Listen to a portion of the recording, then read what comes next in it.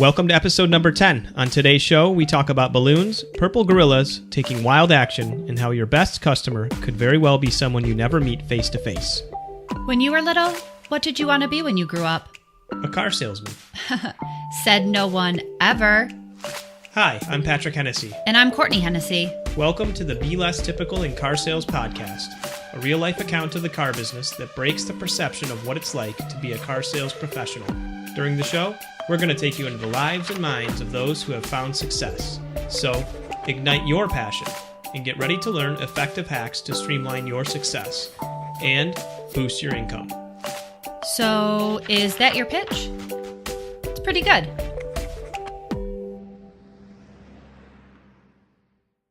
Can you tell me, when you were a little girl, what did you want to be when you grew up? A princess. I don't know if I had a clear career trajectory. I really just thought I was going to be something fabulous. Once upon a time, there was a little girl named Laura Madison who wanted to be a princess when she grew up. If you've never met her or seen her online, she looks like a princess. She's petite and blonde, cute as a button, and as you can tell, she has a voice that's energetic yet sweet.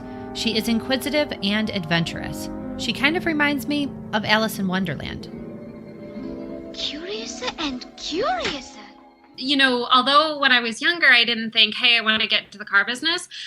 When I got older, it was actually something that I narrowed my sights in on. And that, I think, is a little bit of a differentiator from some of the other folks that seem to have stumbled upon this industry. I was pretty deliberate and specific to get into selling cars. Similar to Alice, Laura deliberately fell down the rabbit hole and into a land called the car business, where purple gorillas stand on rooftops and in front yards, where balloons mean big sales. True, but Laura hasn't always been in car sales. A long time ago and far away, she lived in New York and worked in high-end retail fashion. She applied at a local New York Toyota dealership for a sales position, but she never got a call back, so she continued working in fashion. But eventually, Laura finds herself moving across the country to Montana. She's following her twin sister. So, much like Alice following the White Rabbit, Laura follows her twin into a land unknown to her at the time. And when she gets there, she finds a Toyota dealership and applies. But once again, she doesn't get a call back. After about a year of applying to the Toyota dealership, I finally got an interview and was offered a position as a person. So it was a little bit longer of a journey, but that's kind of where Laura Toyota started, was at the Toyota dealership in Montana. So how exactly does someone go from no experience to becoming known as Laura Toyota? How does she become hugely successful in social selling and transform herself into the person who the industry consistently calls on to speak at events, provide mentorship, and inspiration? It took some time. When Laura starts, she's given the typical training. Her manager gives her some CDs, she watches them in the conference room, and once completed, she's set loose on the showroom floor. Luckily for Laura, she at least has some sales experience from her time in New York. But other than the steps to the sale, things are kind of fuzzy. There was. There was road to the sale training, but there wasn't much beyond that. There wasn't anything marketing related. You know, I think I was crystal clear on road to the sale, and absolutely everything else, including prospecting, was extremely fuzzy. When Laura begins spending time on the showroom floor, she starts to feel restless. It's 2011, and Japan has just had a terrible earthquake with tsunami after effects. And because of this, Toyota parts are not available, which halts production on many vehicles. Laura is not one to sit back and wait. She realizes that she's being challenged and she needs to take action. So she takes inventory of the tools at her disposal and chooses one that's free and that she's familiar with: social media. Born out of a challenge. You know, it was something that I really had to say, okay, I'm going to continue on and really try and sell cars after it took so long for me to get this job, or do I need to move into something more reliable and kind of go back to the high-end women's retail and go back to folding sweaters? So that's where it was born out of. Was, you know, I was young, I didn't have a lot of money, so I couldn't have done something like more traditional advertising. I wasn't taking out ads in the newspaper or on billboards. I didn't have really any social media savvy. Those were just free tools, some platforms that I already participated on. So that's kind of how it all got going. She starts small and picks 2 platforms that she semi-understands. There were 2 platforms that I attacked really fiercely at the onset. And it was kind of this wild action of not really having a good plan, just trying to kind of see what stuck, see what was effective. And the 2 that I really attacked fiercely again were Facebook and YouTube. She chooses Facebook because she's already spending time there. And she chooses YouTube because she knows that Google owns it, and that will help her SEO. And for those of you that are unfamiliar with SEO, it stands for Search Engine Optimization. Essentially, SEO indicates where you end up when someone Googles the topic you have content or information on. So that was, about the extent of my marketing savvy, but I understood that if I wanted, to be more visible to these customers who were already doing all their research online, I would have to show up on search results, and I may even have to compete with some of the SEO budget that my dealership had. So organically, it looked like my best mode of content was going to be video on YouTube. So those were kind of the 2 platforms. I was already on Facebook, and I understood just the innate qualities of YouTube. So those were the ones I attacked first. So just to be clear, Laura doesn't have a marketing background. She hadn't taken any courses on how to use social to sell. She just took action. Wild action, as she calls it. No, it was all guesswork. I think a lot of mistakes and some lost hours. But again, just wild action. I really just tried to do something to fill up all of my day, that some of these other gentlemen were sitting staring at a nearly empty lot. I was thinking, okay, how can I use this time, and how can I really kind of start to create something that big picture is going to sell me more cars? So remember, this is 2011. Social selling isn't a hot topic yet. And she's a green pea in a new town at a new dealership. She's a young 20-something that just stepped out of New York. So how does a Montana dealership selling to ranchers feel about this type of activity? Sure. So I think there was a lot of confusion just at the onset. I think that's the only way to describe kind of what was happening. And I always try and take into perspective the other people's, judgments and experiences. And I have to really understand that the managers that were confused by my actions had sold cars in an era where there was no social media, and customer behavior was much different, and customers were visiting more stores before making that final purchasing decision. So, I understood some of the confusion, but quite frankly, what I tried to do at the onset was, try and ask for forgiveness instead of permission. So I was very secretive. I would do a lot of videos on a Sunday when we were closed and there was nobody around, because it would also be embarrassing if I did all of this, effort and I made all of these videos and nothing worked. That would be really embarrassing. So, and I wasn't sure that it would work. I really didn't have any inclination that it would, and that it would work so well. So I was really secretive. I think once it started to kind of bubble up and customers really started walking in the door as a result of it, and we started getting some of this press, there was a fierce acceptance that I feel really grateful for. Again, initial confusion, but eventually I think my managers understood that what I did and some of these efforts really did have a big result. Lucky for you, our listener, this is not the case anymore. We know that social selling works, so let's get into exactly how you can use video. Before we jump in, one quick note. We've created a free giveaway especially for this episode. Go to belesstypical.com/prospect and opt in. We will send you a PDF of our 5 favorite ways to prospect car sales. These go above and beyond what Laura is going to get into next, but they complement them nicely. So go to belesstypical.com/prospect, PROSPECT, and opt in. It's easy. Now back to the show. Before you jump right into using social, if you're in a dealership that doesn't currently embrace this new form of selling, try to be patient. Test the waters. And work with your managers to find balance that works for you and the dealership. Exercise some patience and realize that it's less of a challenge, I believe, than it was 4 years ago. But we need to find a balance. We really need to find a balance of, creating a presence that's really going to benefit the dealership and also doing it a little bit on their terms because it's newer. So I would just really encourage them to try and consider other perspectives and try and really be patient with the process, because this is, I think dealers are justifiably concerned about what this is going to look like and how this is going to play out. So I think that some kind of marriage between all parties is really going to going to motivate and move our industry into the future with social media and personal branding and everything under that umbrella. Okay, so finding balance is important. I think a good way to do this is by showing management the benefits you can provide your customers, fellow salespeople, and the dealership through the creation of video. And as I learned from a YouTube video that Laura created, using video makes you 53 times more likely to show up on the first page of Google.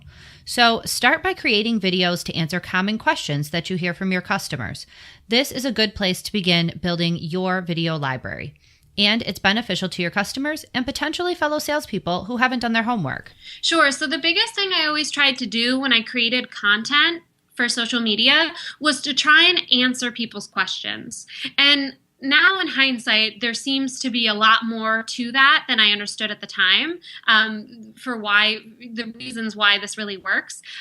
One of the reasons that answering customers or prospective customers' questions really works well is because likely those prospective customers are typing those questions into Google. So if you can come up, especially locally, that is huge visibility that you might never otherwise have enjoyed. And that really begins a relationship with a client and hopefully drives them through the front door asking for you. So whenever I considered anything on social media, I always tried to, content-wise, answer questions. I tried to do things like with the Prius, dispel different myths. People thought that it needed to be plugged in or, that the batteries expired after a certain amount of time. So I would try and answer some of those questions. I would try and talk to them about how they get even better gas mileage and just some of these things that I heard over and over, in the service drive or on the lot or with prospective customers. Though that was content that I would turn into, to be my social media kind of fuel to attract more visibility and more customers. So where do you find the right questions to answer? Yeah, I always tried to kind of have my ear on the ground anywhere because anything automotive related was going to be a question or a topic that I can cover with some relevance. I mean, those are going to be anybody that's servicing their car with me or prospective clients. I mean, that's all going to enter into the top end of the funnel, if you will. Those are all people that'll come to my wheelhouse. So I tried to listen to a lot of different things in different departments, in the body shop, in service, and certainly on the sales floor to kind of hear where customers were maybe lost or fuzzy on the process and how I might be able to clarify or provide guidance. Not only can you answer questions, but you can build relationships through your videos. Your videos might start as a way to prospect, but they can act as a way to continue the relationship with your customers after initial contact. Yeah, I would say I was astounded by how effective all of this was, by how effective social media was. And what astounded me probably the most, or what delighted customers the most, was being able to make a connection with somebody that could sell them a car. I mean, we are not an industry that people walk in, the showroom doors with open arms, ready to hug and begin to trust and form relationships with. We're kind of a scary group of people. And so somehow, by putting my face out on the internet, out in video and photos and blog posts and sharing valuable information, customers were completely delighted by that. And it wasn't only customers directly in my town. There were people from all over the Northwest that would reach out to me with questions. They were interested in buying a car from me specifically because we had begun, unbeknownst to me, we had begun to form a relationship. And I think that's really, really, really key. When we talk about social media and social selling, it's not about spewing out advertising messages on a Facebook platform, hoping that some of your connections will take the bait and come in and buy a car this month. It's about beginning to form relationships with customers for which they will be so fiercely loyal to you. It's really incredible.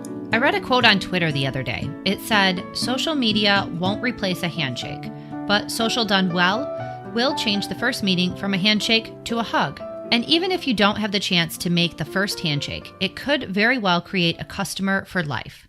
I had one customer who I talk about a lot, but he was my best customer. I sold him the most cars. I sold cars to him, his son-in-law, his son, his new wife, his brother in Wyoming. And what was really amazing about him is that I never actually met this gentleman.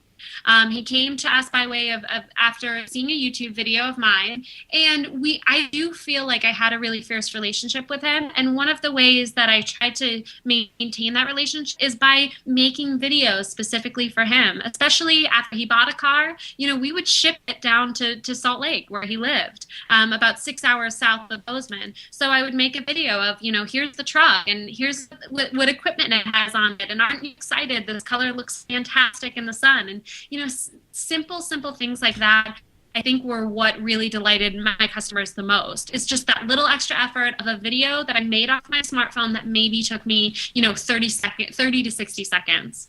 In addition to creating great content, you can also ask for reviews. And this is something we've been talking about since episode number 1 with Amy Gers, which, if you haven't listened to, we recommend you go back. Our script reading might not be the best, but the information that Amy provides is priceless. Think that creating value and answering customers' questions, kind of like we've talked about, is powerful.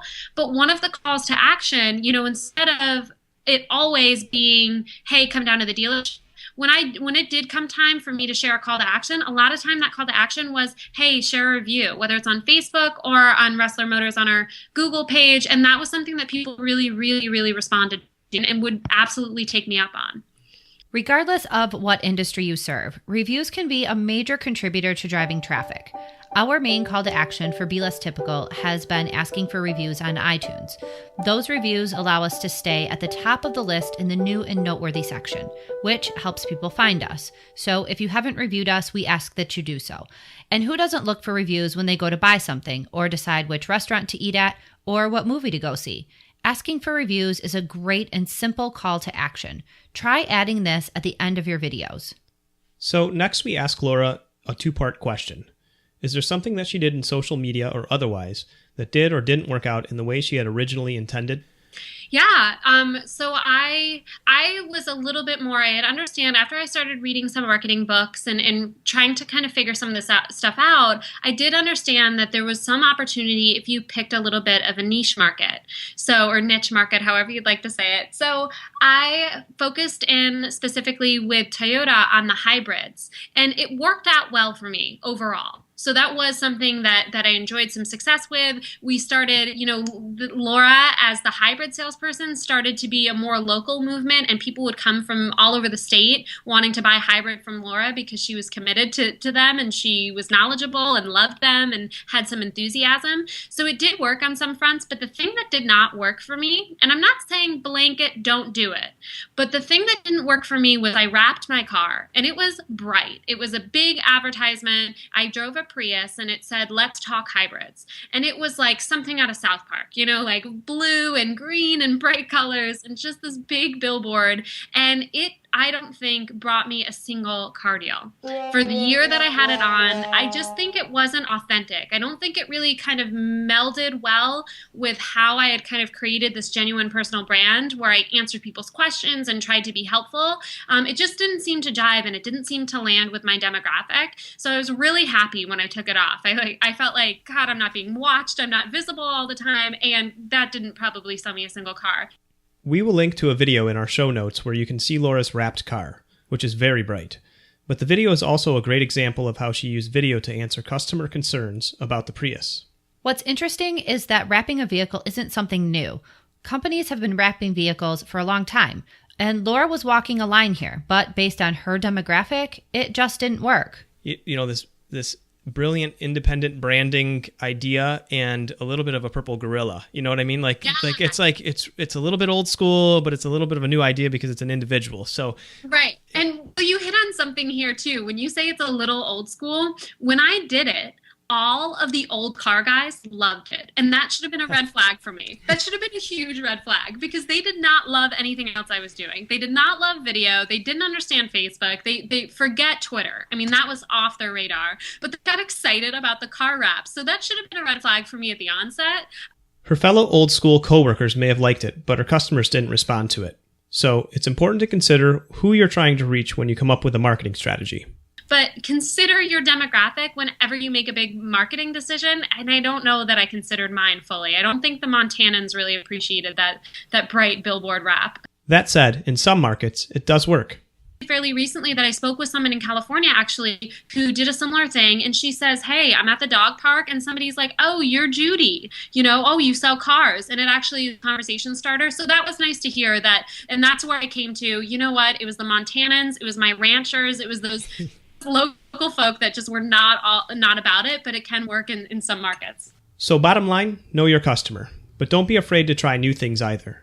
The car wrap may not have sold Laura any cars, but it did get Judy recognition. And Laura's marketing strategy wasn't solely based on a car wrap. That was just one piece. The rest of her marketing strategy worked. Let's quickly revisit Laura's social strategy, which all revolves around using video. Upload videos to YouTube and Facebook. Create videos that answer questions and dispel myths. This helps your SEO, but also helps you begin to build a relationship with prospective clients. So essentially, you are gaining visibility and consideration. Keep your ear to the ground in all departments of the dealership. When you hear customers asking questions, take note and consider using video to answer those questions to the larger audience online. Create videos of vehicle walkarounds and vehicle option functionality. Use personalized videos to build relationships with customers who aren't in your geographic area. You can send them via email, text, or create a private YouTube link for your clients to access. And if you need help with how to upload videos to YouTube, we will link to a blog post we wrote with step-by-step instructions in the show notes. It's pretty obvious that Laura has made a name for herself and found immense success using social media. So we had to ask, does being a cute female have anything to do with it? Some of you are probably thinking, yeah.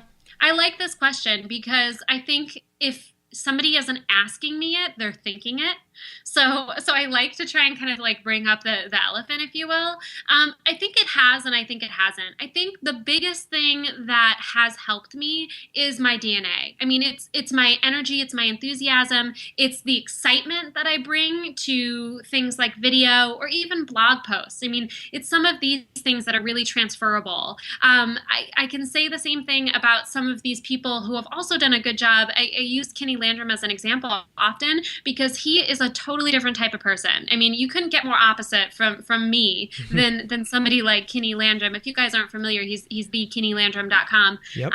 We actually, not to interrupt you, we just interviewed him last week. So oh, good. He is wonderful. His pace is about as opposite of your pace at speaking as possible. But we talk fast, so it was like we had to slow down a little bit just to. But he's brilliant, you know.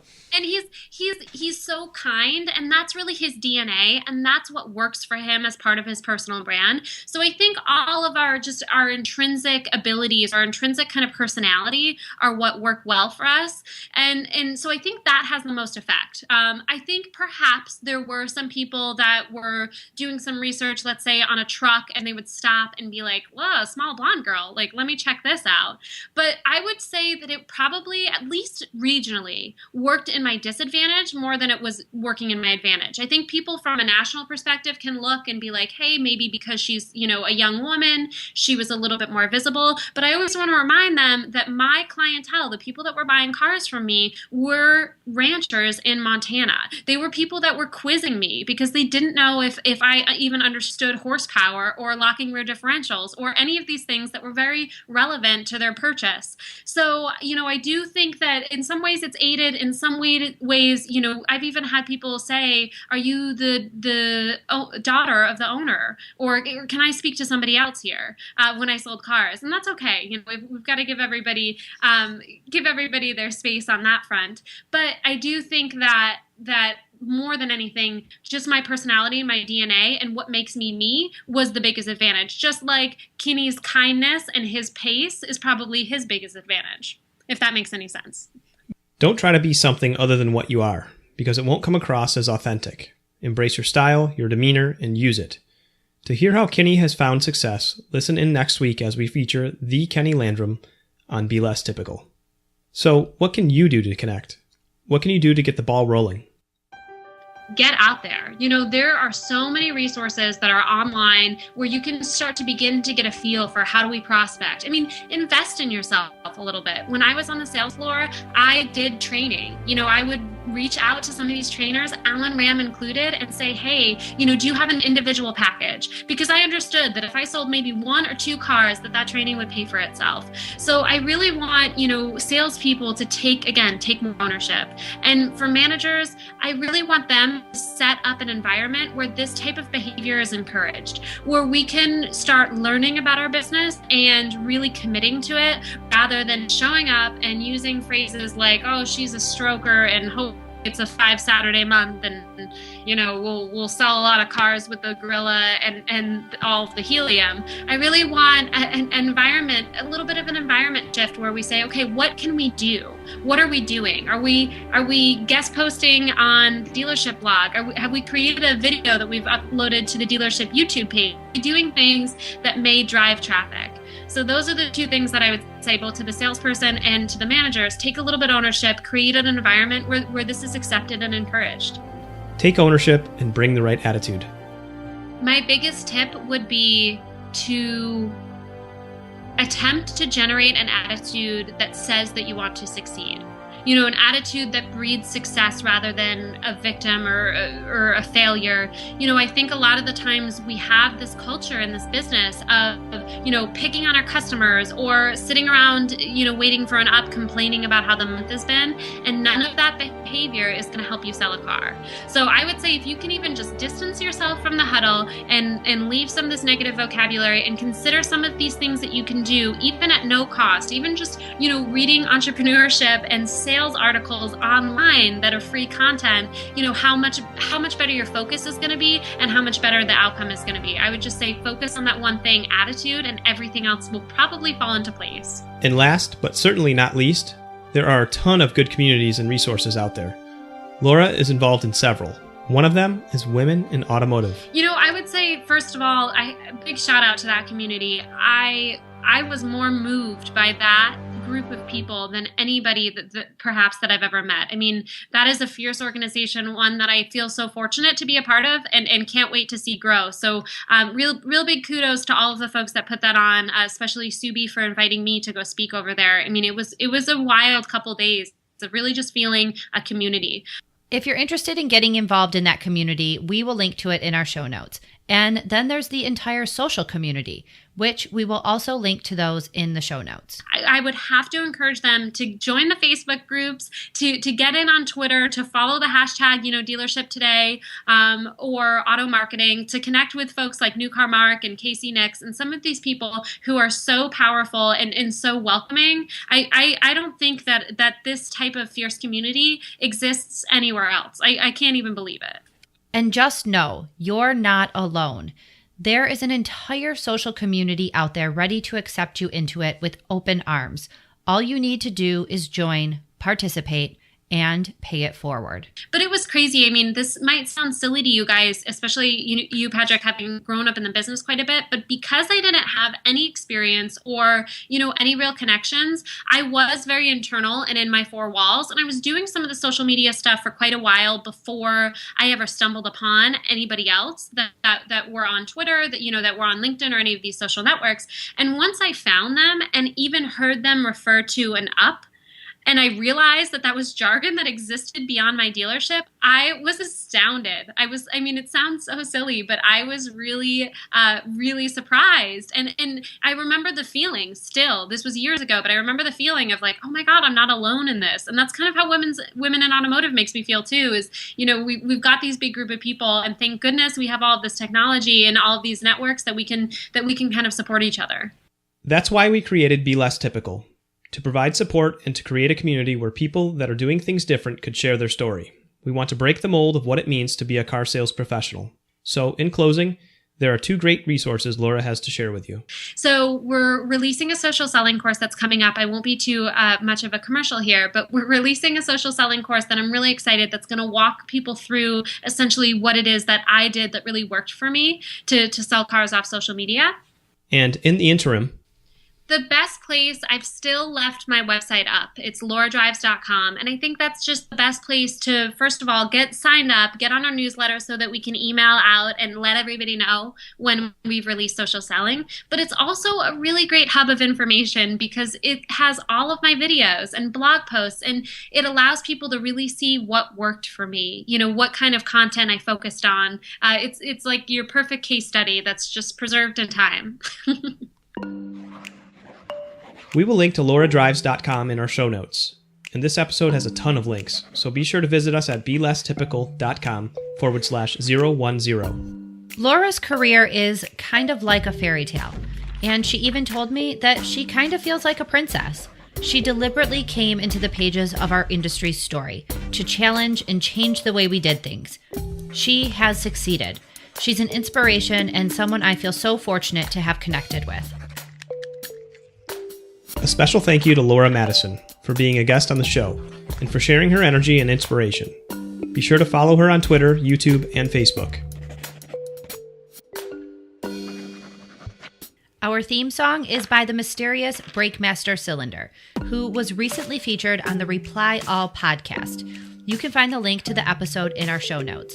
I'm completely enamored with the way he or she creates music, so check it out.